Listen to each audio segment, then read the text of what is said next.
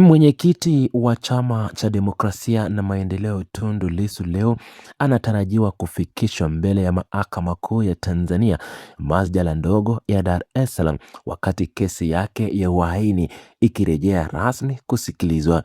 Hatua hii inajiri baada ya mchakato huo wa kimahakama kusimama kwa muda wa siku 167, hali iliyoifanya kesi hiyo kusubiriwa kwa hamu kubwa na wadau mbalimbali wa sheria pamoja na masuala ya kisiasa nchini na nje ya nchi. Kusimama kwa mchakato huo kulianza rasmi tarehe 24 mwezi wa pili mwaka wa 2026. Sababu kuu ya kukwama kwa mwenendo wa shauri hilo ilitokana na hatua za upande wa jamhuri kupitia mkurugenzi wa mashtaka nchini kuwasilisha notisi ya rufaa. Jamhuri ilichukua hatua hiyo kupinga maamuzi pamoja na mwenendo wa Mahakama Kuu baada ya vyombo vya sheria kukabiliwa na mapingamizi yaliyowasilishwa na kiongozi huyo wa Chama cha Demokrasia na Maendeleo Tundu Lissu. Mapingamizi hayo ya kisheria yalihusu kukataliwa kwa ushahidi wa ziada uliotarajiwa kutolewa na afisa wa jeshi la polisi ambaye ni ACP Amini Mahamba. Afisa huyo wa ngazi ya juu wa jeshi la polisi ndiye aliyekuwa akiongoza timu maalum iliyopeleleza matukio mbalimbali wakati wa uchaguzi mkuu wa mwaka wa 2025. Mwanasiasa huyo wa upinzani amekuwa akishikiliwa gerezani tangu alipokamatwa na vyombo vya ulinzi na usalama tarehe 9 mwezi wa 4 mwaka wa 2025.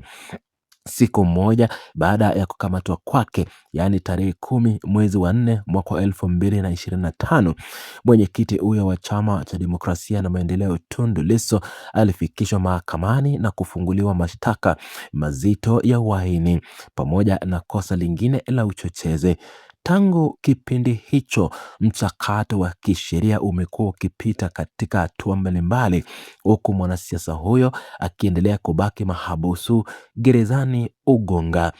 Kesi hii kwa sasa inaendeshwa na kusikilizwa na jopo la majaji watatu wa Mahakama Kuu ya Tanzania, ambapo jopo hilo linaongozwa na Jaji Dastan Ndunguri katika kuweka mambo sawa kabla ya kuanza tena kwa usikilizwaji wa mashahidi. Vikao vya mahakama kuhusu namna vya kuendesha na kusimamia shauri hilo vilikaliwa tarehe 5 mwezi wa 4 mwaka wa 2026. Kikao hicho cha uratibu kilichohusisha pande zote kuu katika shauri hilo, ikiwa ni pamoja na maofisa wa Mahakama Kuu, wawakilishi wa upande wa jamhuri, upande wa mwenyekiti wa Chama cha Demokrasia na Maendeleo, pamoja na jopo la mawakili wanaomtetea mwanasiasa huyo. Kabla ya kusimama kwa siku 167, shauri hili lilikuwa tayari limefikia katika hatua ya ushahidi. Katika hatua hiyo, upande wa mashtaka ulishaanza kuwasilisha ushahidi wake pamoja, ambapo mashahidi mbalimbali walikishafika mahakamani na kutoa ushahidi wao mbele ya jopo hilo la majaji watatu linaloongozwa na Jaji Dastan Ndunguru. Mashahidi hao waliosikilizwa wanajumuisha maafisa na askari wa jeshi la polisi pamoja na raia wa kawaida ambao awamo katika jeshi la polisi, wakiwemo mashahidi waliolindwa na mfumo wa sheria. Rejea ya kesi hii leo katika Mahakama Kuu ya Tanzania, masjala ndogo ya Dar es Salaam, inatajwa kuwa hatua muhimu mno katika mchakato nzima wa kisheria unaoendelea. Shauri hii limekuja na limekuwa likifuatiliwa kwa karibu sana na makundi mbalimbali, ikiwa ni pamoja na wafuasi wa Chama cha Demokrasia na Maendeleo, wanaharakati wa haki za binadamu ndani na nje ya nchi, pamoja na wadau wengine wa demokrasia nchini na kimataifa. Uchambuzi wa mchakato huu unazidi ama unazidisha taswira ya uzito wa kisheria unaoikabili kesi hii. Kwanza, uamuzi wa pande wa jamhuri kupitia mkurugenzi wa mashtaka nchini kuwasilisha notisi ya rufaa dhidi ya maamuzi ya mahakama kuu ulionyesha wazi tofauti za kisheria zilizojitokeza kati ya pande hizi mbili. Hatua hii ya mkurugenzi wa mashtaka nchini ilitokana na mahakama kuu kuridhia mapingamizi yaliyowasilishwa na Tundu Lissu. Mapingamizi hayo yalisababisha ushahidi wa ziada kutoka kwa ACP Amini Mahamba usipokelewe na mahakama. Kwa kuwa ACP Amini Mahamba ndiye aliyekuwa kiongozi wa timu iliyochunguza na kupeleleza matukio ya uchaguzi mkuu wa mwaka 2025, ushahidi wake ulionekana kuwa na mpango mkubwa wa upande wa mashtaka. Pili, muda wa siku 167 ambao kesi hii imesimama kuanzia tarehe 28 mwezi wa pili mwaka wa 2026 unaonyesha namna michakato ya rufaa na mapingamizi ya kisheria inavyoweza kuathiri kasi ya usikilizwaji wa mashauri mahakamani. Katika kipindi hicho chote cha siku 167, mwenyekiti wa Chama cha Demokrasia na Maendeleo Tundu Lissu ameendelea kushikiliwa gerezani tangu alipokamatwa tarehe 9 mwezi wa 4 mwaka wa 2025 na kisha kushtakiwa rasmi tarehe 10 mwezi wa 4 mwaka huo wa 2025 kwa makosa ya uhaini na uchochezi. Tatu, mfumo wa usikilizwaji wa shauri hili chini ya jopo la majaji watatu linaloongozwa na Jaji Danstan Dunguri unadhihirisha uzito wa mashtaka yenyewe. Mashtaka ya uhaini ni miongoni mwa makosa mazito zaidi katika mfumo wa sheria za jinai nchini Tanzania.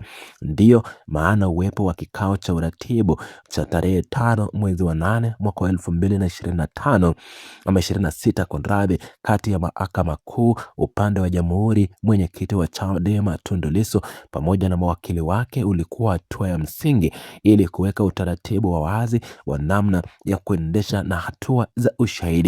4, kuwepo kwa mashahidi wanaolindwa pamoja na askari polisi ambao tayari wameshatoa ushahidi wao mbele ya mahakama kuu ya masjala ndogo ya Dar es Salaam kunafanya hatua inayofuatwa sasa kuwa na msingi katika kuwakilisha usikilizwaji wa mashahidi waliobaki. Mchakato huu wa ushahidi ndio utakao kutoa msingi wa maamuzi ya baadaye ya mahakama kuu chini ya jopo la majaji watatu linaloongozwa na Jaji Danstan. 5, masuala hayo yote yaliyojitokeza tangu kukamatwa kwa mwanasiasa huyo tarehe 9 mwezi wa 4 mwaka wa 2025, kufunguliwa kwa mashtaka ya uhaini na uchochezi siku iliyofuata, kusimama kwa kesi tarehe 24 mwezi wa pili mwaka huu na hatimaye kikao cha tarehe 5 mwezi wa 8 mwaka huu yanadhihirisha kuwa ni kwa nini mashauri haya yanaendelea kuvuta hisia kubwa za wanaharakati wa haki za binadamu, wafuasi wa Chama cha Demokrasia na Maendeleo na wadau wa demokrasia wa ndani na wa kimataifa. Kurejea kwa kesi hii leo katika mahakama kuu ya Tanzania masjala ndogo ya Dar es Salaam kunahitimisha kipindi cha kusubiri cha siku 167 kilichoanza rasmi tarehe 4 mwezi wa pili mwaka wa 2026 kufuatia notisi ya rufaa ya mkurugenzi wa mashtaka nchini kuhusu ushahidi wa ACP Mahamba. Shauri hili linalomkabili mwenyekiti wa Chama cha Demokrasia na Maendeleo Tundu Lissu ambaye amekuwa gerezani Ugwanga tangu kushikiliwa ya mwaka wa 2017.